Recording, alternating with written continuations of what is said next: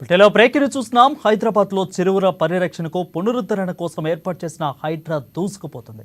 అన్యక్రాంతానికి గురైన చెరువులు భూములను స్వాధీనం చేసుకుంటున్న హైడ్రా తనదైన శైలిలో ముందుకు వెళ్తుంది. తాజాగా హైడ్రా బృందం కర్ణాటకలో పర్యటిస్తుంది. అక్కడ చెరువుల పరిరక్షణ తీరును హైడ్రా పరిశీలిస్తుంది. పర్యటనలో భాగంగా దొడ్డతోగూరు చెరువును హైడ్రా కమిషనర్ ఏవి రంగనాథన్ ఆధ్వర్యంలోని అధికారులు బృందం పరిశీలించింది.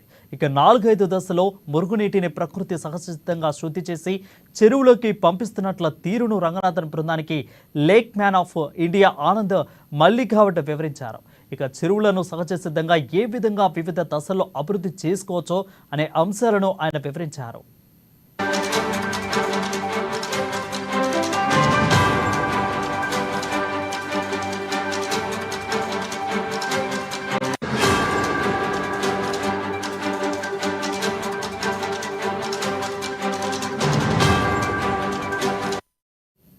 ప్రక్రియ చూస్తున్నాం. హైదరాబాద్లో చెరువుల పరిరక్షణకు పునరుద్ధరణ కోసం ఏర్పాటు చేసిన హైడ్రా దూసుకుపోతుంది.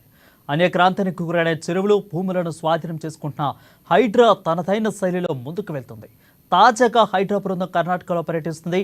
అక్కడ చెరువుల పరిరక్షణ తీరును హైడ్రా పరిశీలిస్తుంది. ఇక పర్యటనలో భాగంగా దొడ్డతోగూరు చెరువును హైడ్రా కమిషనర్ ఏవి రంగనాథన్ ఆధ్వర్యంలో అధికారుల బృందం పరిశీలించింది. 4-5 దశల్లో మురుగునీటిని ప్రకృతి సహజ సిద్ధంగా శుద్ధి చేసి చెరువుల్లోకి పంపిస్తున్న తీరును రంగనాథ్ బృందానికి lake man of India Anand Malligavad వివరించారు. ఇక చెరువులను సహజ సిద్ధంగా ఏ విధంగా వివిధ దశలో అభివృద్ధి చెందవచ్చో అంశాలను కూడా ఆయన క్షుణ్ణంగా వివరించారు.